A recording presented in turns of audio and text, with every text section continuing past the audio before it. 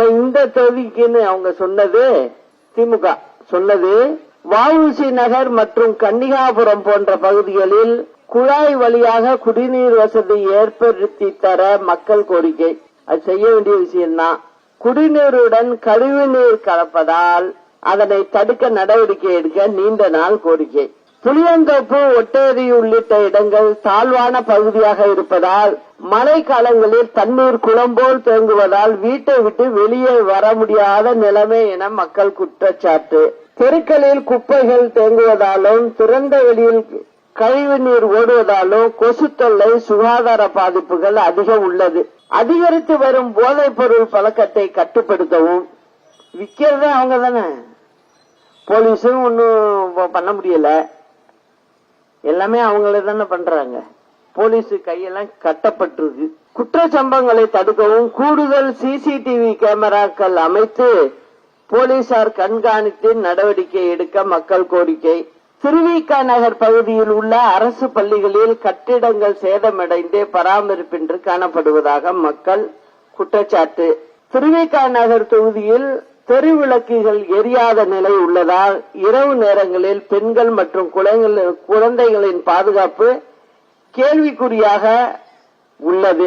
மாநகராட்சிக்கு நாளொன்றுக்கு சராசரியாக 50க்கு மேற்பட்ட புகார்கள் தெருவிளக்கு தொடர்பாகவே கொடுத்துக்கிட்டு இருக்கிறதா சொல்றாங்க இங்க. ஆனா அது எதையும் கண்டுக்கலையா. புளியந்தோப்பு பகுதியில் கட்டப்பட்டு வரும் ஆட்டு இறைச்சி கூடத்தை தனியாருக்கு ஒப்படைக்காமல் அரசை ஏற்று நடத்த வேண்டும் என்பது அப்பகுதி மக்களின் கோரிக்கை. இதெல்லாம் மாற்றி அமைக்கணும்.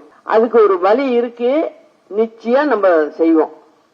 செஞ்சு வெளியாள்கிட்ட கொடுக்கணும்னு அவசியம் இல்ல. அங்கங்க பகுதி பகுதியா பிரிச்சு அழகா செய்யலாம். குப்பையும் இருக்காது, உள்ளவங்களுக்கு வேலையும் கிடைக்கும். அந்த மாதிரி ஒரு திட்டம் நம்மகிட்ட இருக்கு, நம்ம செய்வோம். அதை பேசாம இருங்க. கழிவு நீரை சுத்திகரித்து இவங்க சொல்லியிருக்கிறது, போன வாக்குறுதியில 361 என்ன கொடுத்திருக்காங்க பாருங்க, போன தேர்தலுக்கு கொடுத்தது. கழிவு நீரை சுத்திகரித்து அதை சென்னையில் ஓடும் 7 ஆறுகளில் விடுவதன் மூலம் திடக்கழிவு அகற்றப்பட்டு நீரோட்டம் அதிகரிக்க நடவடிக்கை எடுக்கப்படும். இது யாரு? திமுக போன தேர்தலில் சொல்லிவிட்டுதான் ஜெயிச்சு வந்தது. ஆனா இன்ன வரைக்கும் செய்யல.